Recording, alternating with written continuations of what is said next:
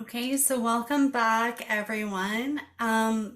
Just quickly before we introduce our next speaker, we want to welcome you here today, whether you're joining us in person or you're joining us afterwards with the videos. It's all real time, and so you're joining in with us no matter when you're watching this.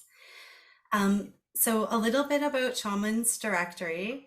Shamans Directory is an online platform created in response to the prophecies of the seventh and the eighth fire.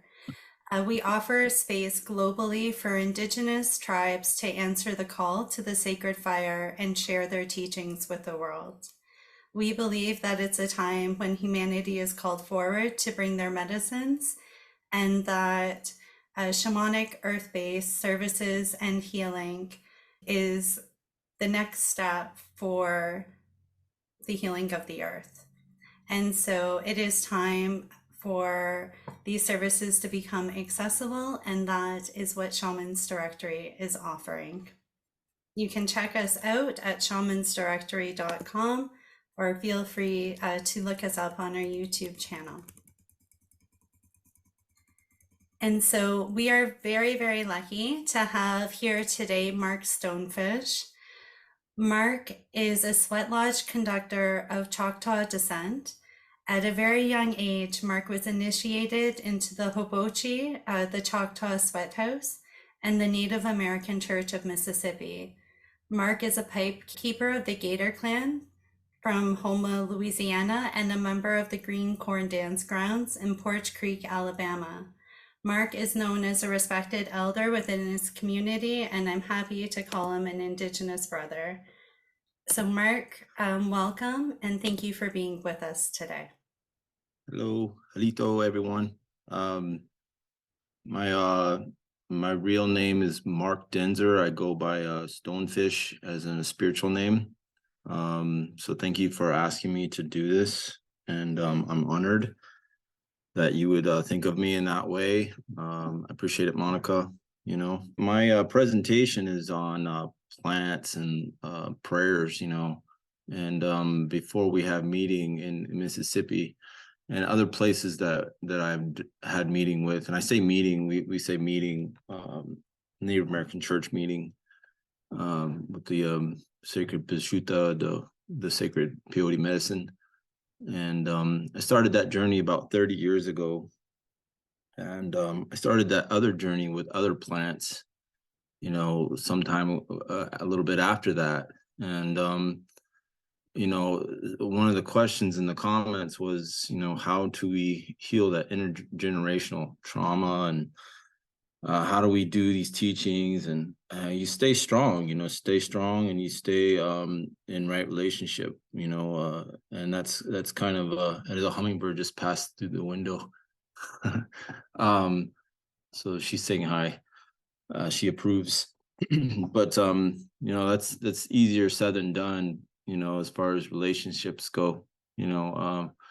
I was always told, like, you start with yourself, and then you go out to your family, your direct family, and then your community, and then you start with the plants, and then you start with the birds and the trees, and then you have this relationship with all creation, and you make sure that's right, and you have to be direct with it and firm and open to it, and know that it's alive, and that relationship is a cord, that you have with everyone, and so with my first cord, I started, I'm not going to talk about too much about the peyote medicine today, but I'm going to talk about, relationships with plants, and prayers, and one of the first things, we do is we smoke tobacco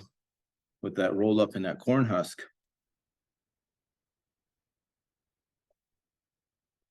So I say just a little prayer. Abimiko Chihua. Ancestral spirits, we ask that you bless these teachings today, that we honor and that we are open to, We ask that the ones that the elders that spoke, Chief Philip, be blessed, and his family and his home place and everything like that. We ask that the ones that are watching have an open heart and open mind, and these teachings come to people with an open heart and open mind, and that people be open to everything, like that. And what the this your online service is trying to do, or beginning to do, like its infancy, just it may grow. We ask that it may grow and be strong, and their chords be alive and strong. We ask that at you this time. Abamiko is chief above. We just chief above. We ask that.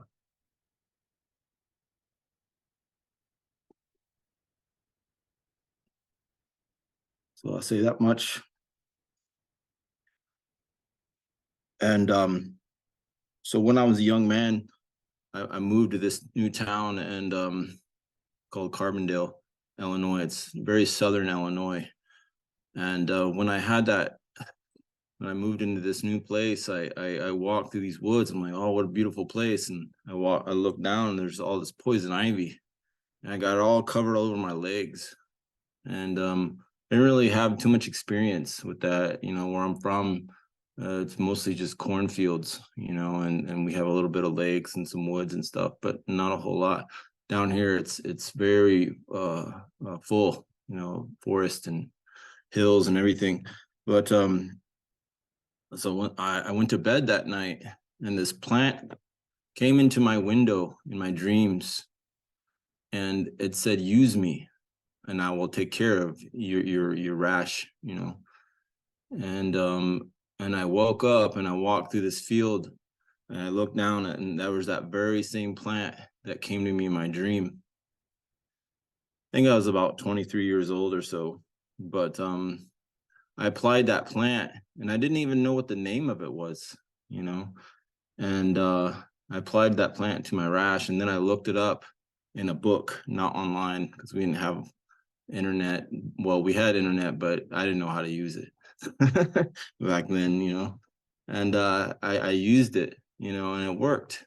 It's called jewelweed, or touch me not, and that plant is widely known amongst Native people and herbalists, to be the antidote to that poison ivy. So they grow right next to each other. And when you're having a relationship, when you're open to the universe, you things come to you like that, and the old herbalist and the native herbalist that I have got to spend time with, they're always saying, like, go out into the woods if you have an illness, and look for those things that look like what you need. And like there's a mushroom called lion's mane. It looks like a brain growing on a tree. It's a mushroom, and you take it, and it's good for your mind, it turns out. They're doing studies about it all the time now. And then you look at reishi mushroom. It's good for your lungs. It looks like a lung, and there's all kinds of other things, So when I talk about the plants, I talk about just my personal relationships with them. And we talk about the main ones like tobacco, sweetgrass, and cedar and sage. But in the Midwest, lower Midwest, and in the Southeast is where, some of my ancestral teachings come from, and some of, these experiences come from. And so I just open it like that, just thinking of things, plants, so let me pause and look at my sacred manuscript just for a second. Yeah. And anyway, I put some notes together, about this. I don't know where those notes went. Doesn't mean I'm supposed to use them, I guess. It doesn't. It's supposed to mean I'm just gonna wing it. But other relationships with plants, there's a lot that the Midwest, the Miami and the Shawnee and the Potawatomi and all these tribes of the Midwest that still live here, and they still use herbs. And one of them is pretty fascinating to me is the cattail. And the cattail is, they call it the grocery store of the herbs, because you can make a house from it. These Kickapoo people made beautiful loomed cattail mats, and they put them on their houses, and they made mats for them to lay on, and then they would bend the willows, and it was basically like a really large sweat lodge, but they called them wikiwas, in Shawnee, but all kinds of things can be used, so the other day, well, I guess like last month, I go to the prison and deliver willows for the Native American prisoners for their sweat lodge. And when I was harvesting those willows, and willow is a very sacred plant as well, but when I was harvesting those willows, I got all these cuts from this grass, and I noticed right next to it there's cattails. And if you lift up the stalk of a cattail, it has this mucousy substance that comes from the plant. You break it up and then you put it on your wound, and it will seal up your cuts. And it's like an antiseptic, and so it is that relationship, that the creator always puts things around the poison and the cure, all over. And I'm not saying the cure is everywhere, it's in your backyard or something, but this Mother Earth can provide that. How I look at it, as from long time ago, when all the stories tell about how disease came into the two-leggeds, there's always those stories through every tribe. Every tribe you talk about that has a cultural story about how they made a relationship and made an agreement with the plants. The plants made an agreement. If you offer tobacco, or you sing a song, or I even take hair, and I offer it, to the earth or that plant, and introduce yourself. My name is Mark Denzer Stonefish, and this is what I want, this is what I need. And it only takes so much, not take the whole grove of ginseng or whatever, just take what you need. And so anyway, those plants are there. Those plants are there if you have an open mind to it. And reminds me of the next story is one time I was in Fort Peck, Indiana, and people were going on Vision Quest. And I didn't go on Vision Quest that year, but friends of mine were out on, they call it going on the hill, out on the hill, to go pray, And so I was wandering around the hills, just driving, because I was like getting away from camp and getting personal space. And my car died, but I was way out in the breaks, way out in the hills where there's no houses, there's only hills. There's a couple dirt roads here and there. And this is right outside of the Fort Peck Indian Reservation. And so I went and gathered some sage, and as soon as I lit that sage, this old man, Henry Two Dogs, comes over the hill in his truck, and he goes, "What you doing out here?" And I'm like, well, I got this, I was just looking for some sage. And he goes, "Well, get in the truck," because my car had died, and so he drove me around, but he's like, "First we have to go to my spring," and he shared some water with me, and then so he's like, "Okay," he introduced himself. We talked for a little while, and then he took me back to my car. He's like, "Okay, now start your car." It started right away. And so it's just like, whoa, man, that's something else, the creator is looking out for you, and so that sage is real powerful, real powerful, just like that. And you ask for that purification, you ask for that blessing, you ask for that prayer, and it always does something, and it all I know people that use it every day and impact their minds and their bodies with it, and I know people that use that cedar every day, and they use that cedar.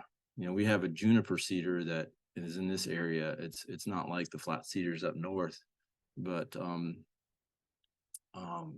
those elders will just sit and pray with that every day. They'll burn some, and they'll just ask for things, and just bless their house and everything like that. So that's another one. Back to that cattail though. I didn't really get to finish about that. That cattail has a lot of different things. You can take the stalk and dry it out and use it to make fire, on another piece of wood. You can twist the leaves and to make rope. You can dig up the root and eat it. It has carbohydrate. It's one of the only winter foods that you can actually dig up and survive with. You can eat the stalk, the head, when it's green. You can eat it like a corn cob, and then you can use the fluff of that same part of the plant for fire starting. And then that pollen in between that stage, when it's green, from that brown stage, you can take it into the Kickapoo and the Shawnee people. This is corn pollen, or not corn pollen, but cattail pollen. Very, very sacred to the Kickapoo and the Shawnee people. They pray with it. They put it in their mouths and pray with it.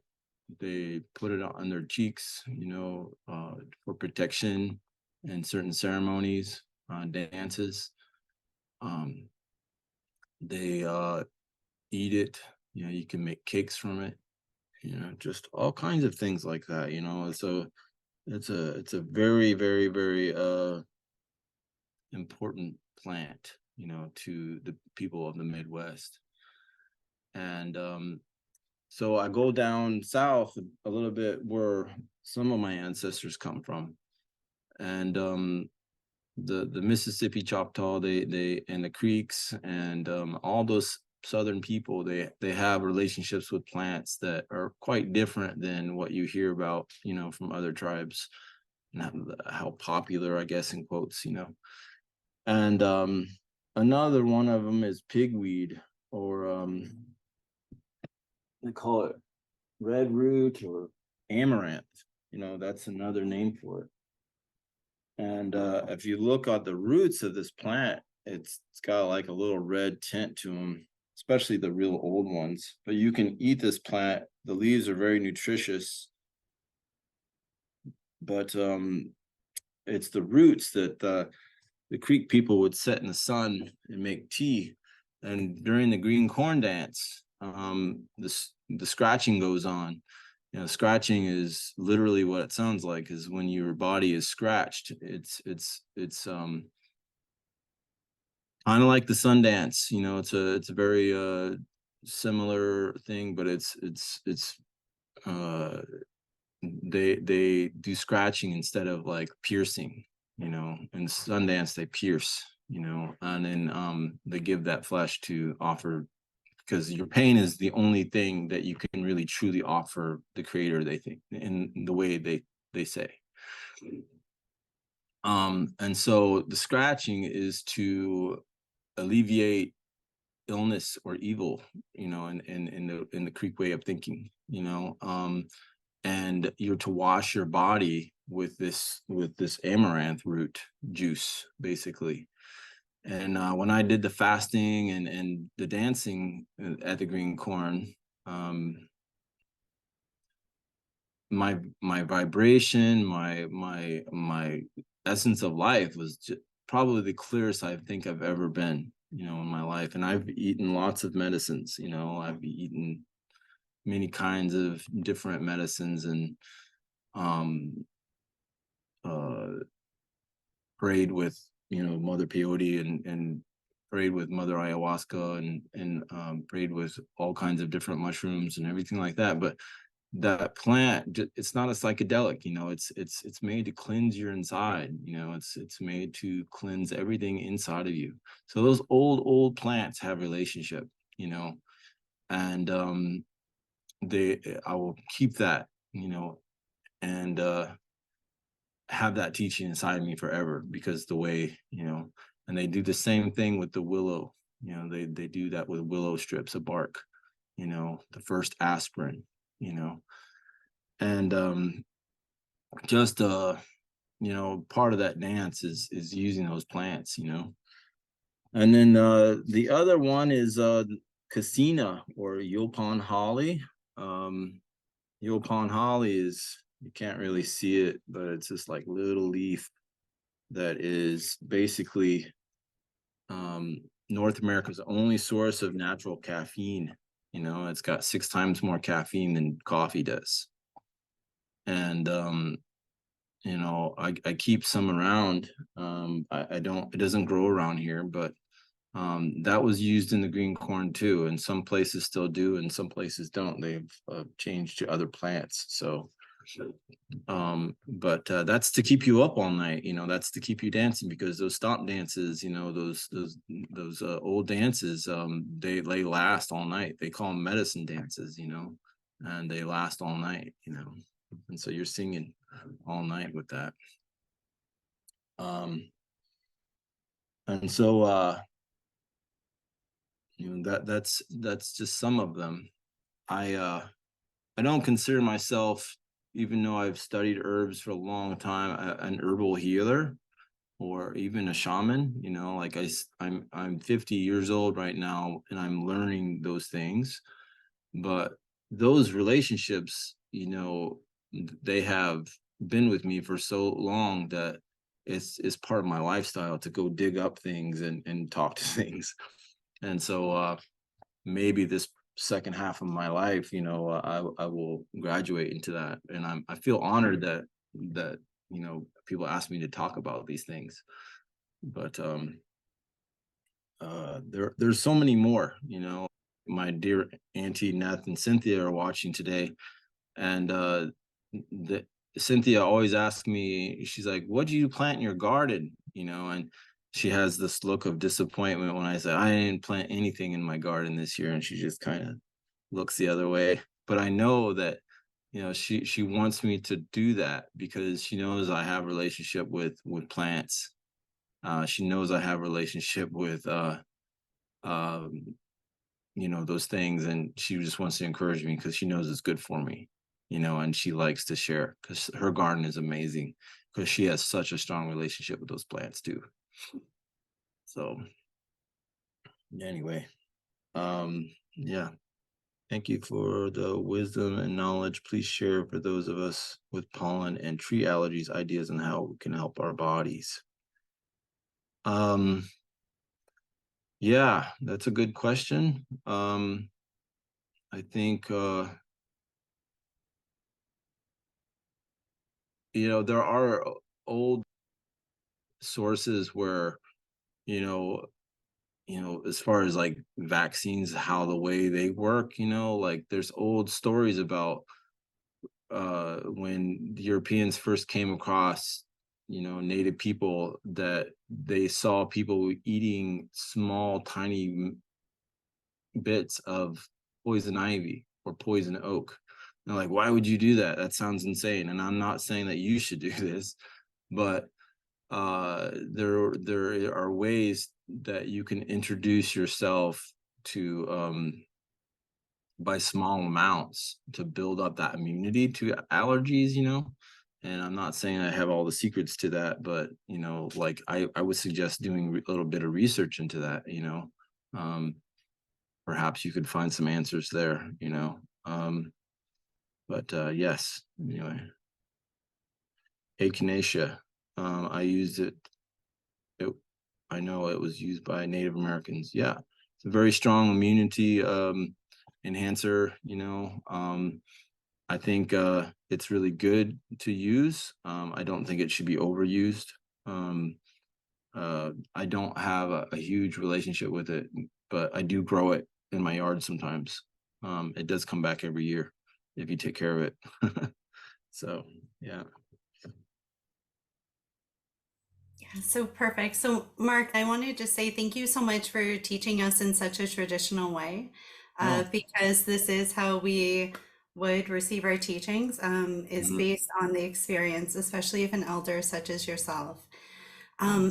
And so, one of the questions earlier on, and I know that you've helped with people's crossing over before and have sung songs for that, was there was someone who mentioned that they're experiencing grief in their family, and they're just wondering if there's any traditional things that they could do or ways to help with that. And I'm not certain if that's something you're able to answer, but it was worth asking.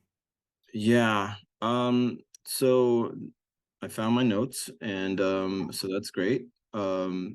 So uh there is an old tradition that it's not really practiced much um anymore, but it's called the long fire. And the long fire ceremony is basically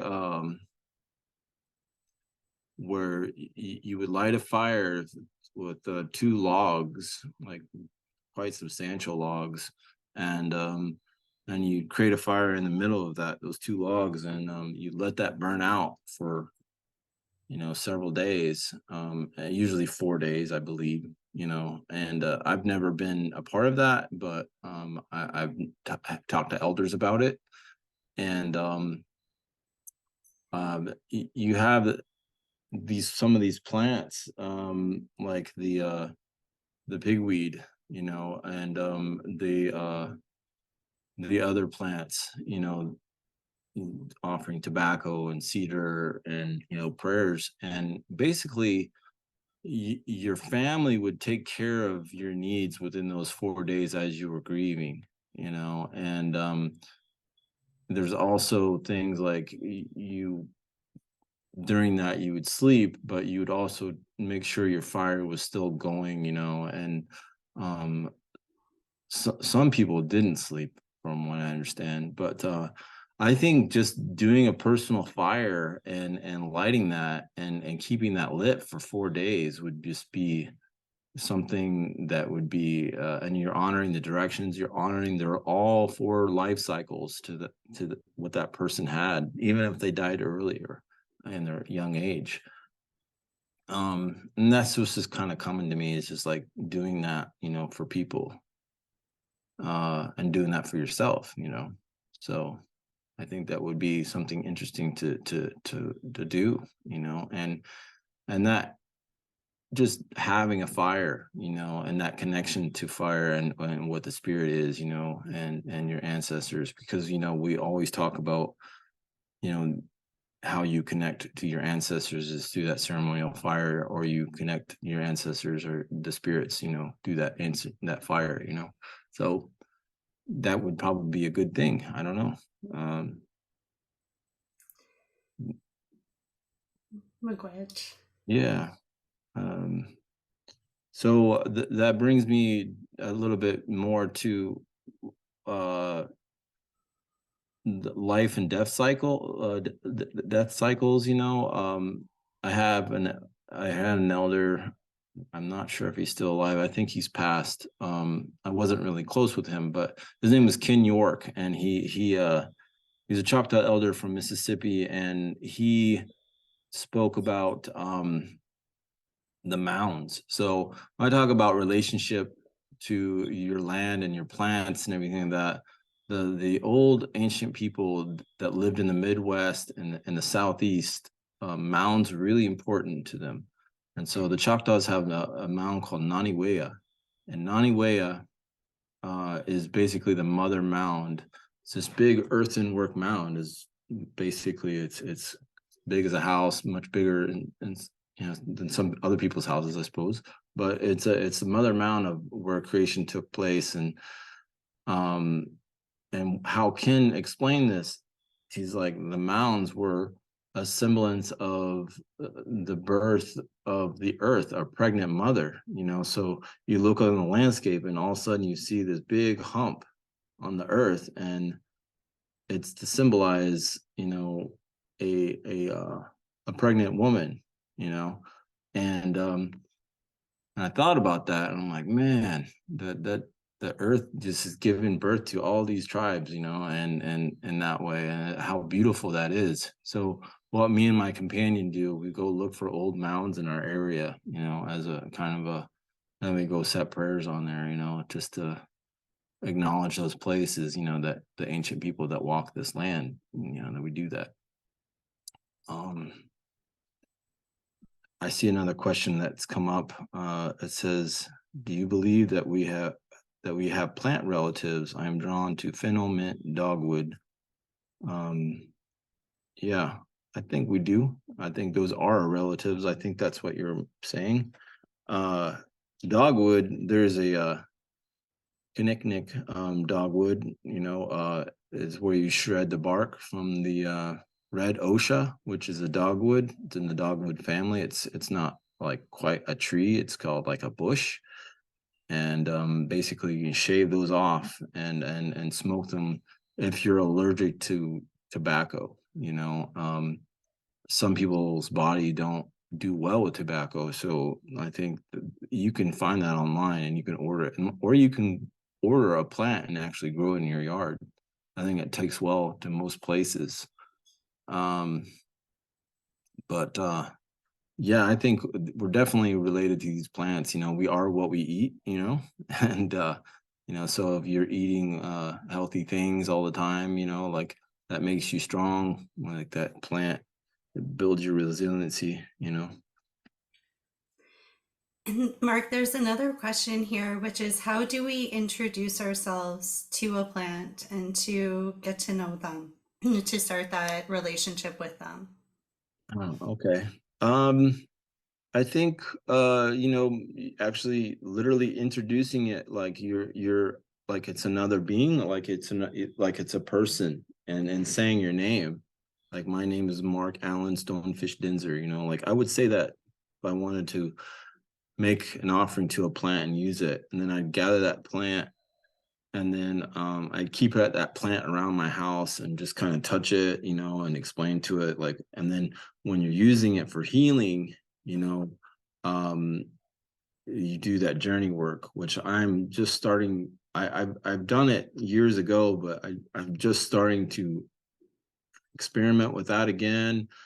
And there are plant teachers, plant medicine people that can journey and ask that plant, to take the healing and heal another person or yourself.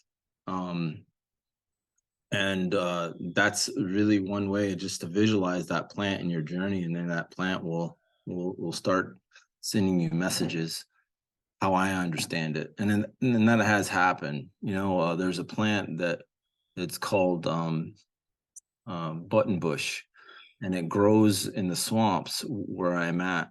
And there's a little flower that comes off of it that looks like a virus.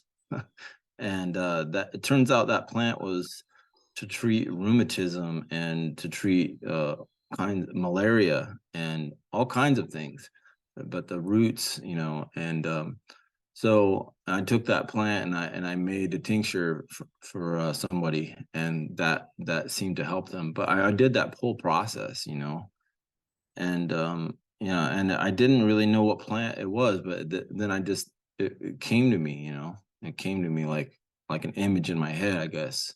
I'm like, I'm gonna try that. But the more you know and study your plants, the more they will know you, and I mean, when I say study, like, you take up a book, because those books are kind of like elders. If you don't have a set of elders in your village that know the plants, which a lot of us don't these days, you're going to have to take up your library and just study them and just absorb yourself through that knowledge, and become aware of that. And then those chords start to really build, like those invisible cords, how I think of it. So, Language. um, And go ahead. so there's another question, but it's I also know that is there any, I don't want to interrupt you either, Mm. but there's a great question that your perception would be appreciated. It is from a little bit earlier, and it is, my apologies, I'm just finding it right now. It is for people who are non-tribal. Well, how do non-tribal people fit in? And what part do you believe they can take in the awakening and great unification? Well, that that's a big one.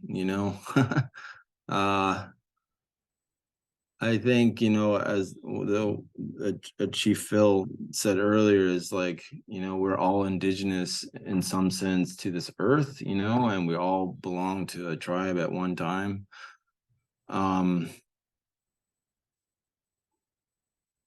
Is if it's meant to happen, you'll get an invitation to ceremonies, if it's meant to happen, like you just ask the universe to guide you along with that. There's also like sacred dances and ceremonies that are very protected and for good cause, but I think these days a lot, there's, if you look, there is teachings available like what we're doing now, and there's ceremonies available like the sweat lodge and everything that introduces you to this way of understanding, I guess. And I don't think it really matters to where you come from. Everybody's open.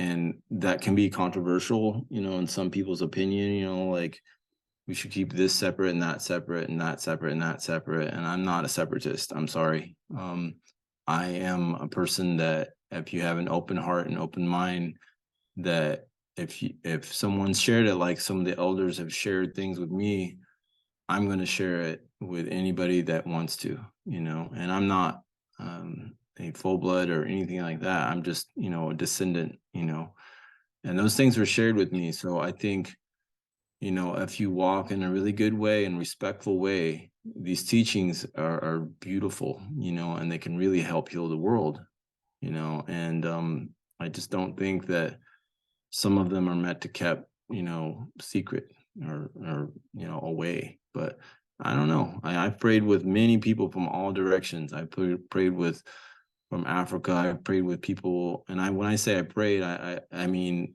in ceremony, like in meeting, Native American church, and I think Native American church is really a good thing because no one's saying they're Cherokee, no one's saying they're Choctaw, no one's saying they're the Sioux. Everybody's praying, and there's not really a color in there, because everybody's getting well.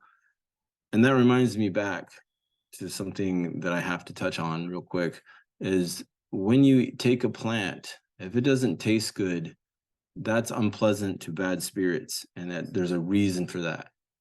And so when you take that peyote, like, oh my God, that tastes horrible, or I take this this herb that this lady has mixed up for me, and you take it and you're like, oh, that's horrible. I'm not gonna taste any of that.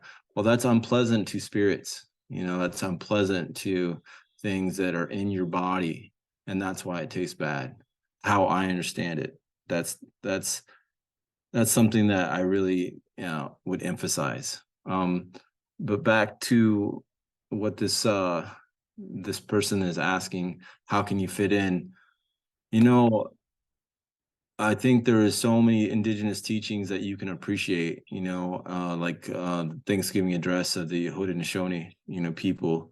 If you start with that, and really understand it, you can appreciate it without like saying you're saying you're this tribe or that tribe or that tribe. You can really go and understand and appreciate these things.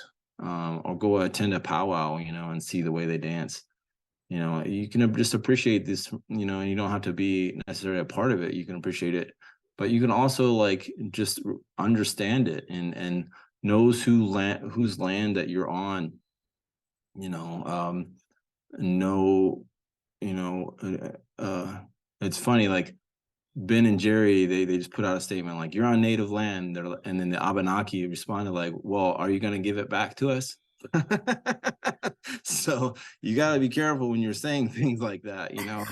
Um, but they have a point. The Abenaki have a point. Like, so, you are on native land, but, are you willing to give up your home and give it all back? Yeah, I don't know. Maybe, so you just have to, uh, put it in context, don't be so, uh, uh, hyper responsive, just, do your research, I guess, as far as that goes.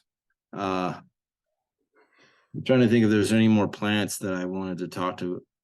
I hope that answers that person's question. Oh, there's one plant that I wanted to talk about, and that was the wild onion. So the wild onion or the wild garlic, and in the springtime, I spent quite a bit of time with the Shawnees that lived in this area, and I assisted them in some of their affairs. And we had lots of non-native people attend these dinners, but like in Oklahoma and parts of Alabama and Mississippi, they do what they call wild onion dinners, and it's to acknowledge like the little people. They acknowledge that these plants were sacred, and so the elders would make these soups with onions, and they'd go out and gather massive amounts of onions, and in the springtime you really need to cleanse yourself. So this is a really perfect example of like how you can apply something that's native and not necessarily have the tradition of dances or songs or something like that behind it. These plants, they came out of this earth for everybody. And during the wild onion though, like these people that are creating these foods and these soups and these meals, they put so much dedication and love into that food, you can taste it, and I think that's really important when you're addressing your relationship or your cord. How I was explaining that earlier is like he put so much. This man's name was Barney Bush. He's like a famous poet, and he was passed on by now. He's passed on since, but he used to make these beautiful dishes with wild onions, and we'd have a stomp dance or round dance, that night and everything like that. And people would come from everywhere, in the Midwest to come to this. And people of tribal descent, Mohawks and Illinois Indian people, just, and then they would partake in these soups, and you'd feel so good when you took a part of that soup. It's like medicine. So that medicine would clear out your your body, your lymph nodes, and it's like it talks about garlic as being really good. So this wild garlic, these wild onions will clear out your liver, your kidneys, all these things, purifying your body. So much rich in minerals, and this is very special, and I will always hold that dear to me as well. And Mark, just a question. I know that you hold sweats in your community. Is that something that is open if somebody is looking Yeah, yeah, to go to sweat as well? sure. Could they contact you for that? Yeah, that's fine. We built our sweat this year a little bit bigger, and the way I learned sweat was through a lot of non-native and native people throughout the years. I apply the name Hobichi to honor the ancestors, but they call it the Inipi, But the way I learned was through the Native American church, and we sing Native American church songs in there. So it's not a traditional sweat in the sense of that, but it is a very traditional. We do pray a lot. We pray in a traditional language and pray in all traditional songs. It is someone else's house or ceremony. So like when you do ask for a sweat, it's important to offer that person tobacco, if you are, or another gift, of some kind. I don't charge for them. I accept donations, if you have, if you feel that it's in your heart, but I don't by any means charge, you know. But I learned from a lot of different people over the years, and we do use different plants in there, but a lot of the same four sacred plants as well, so, but yeah. And Mark, thank you so, so much because as you said yourself, this is so ingrained in you. I see you as an elder and a teacher, and I know that that's how you're seen in your community. So just miigwech. And I got a question. Would you be willing to offer us a prayer, another prayer as you close? Um, Sure. Thank you, this teaching. Yeah, you're welcome.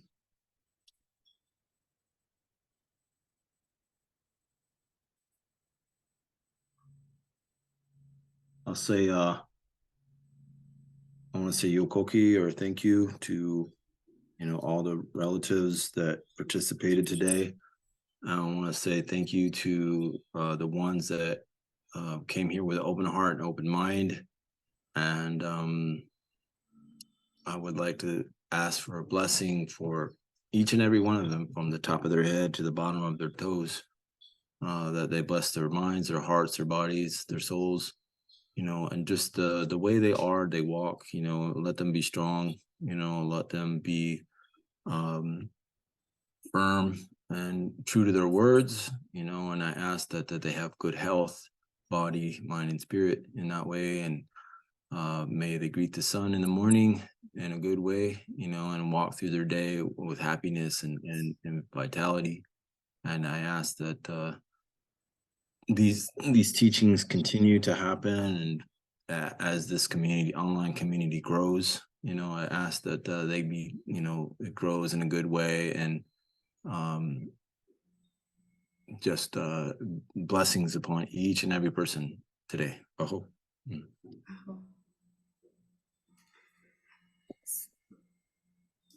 Thank you so much. Very well. Yeah. And so we'll take a 5 minute break and then we'll be back with Catawba Nation. And so grab some water, grab what you need, and just thank you so, so much. Oh, thank you.